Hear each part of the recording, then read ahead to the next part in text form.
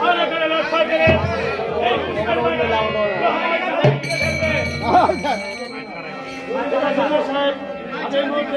পুষ্পের বাগানে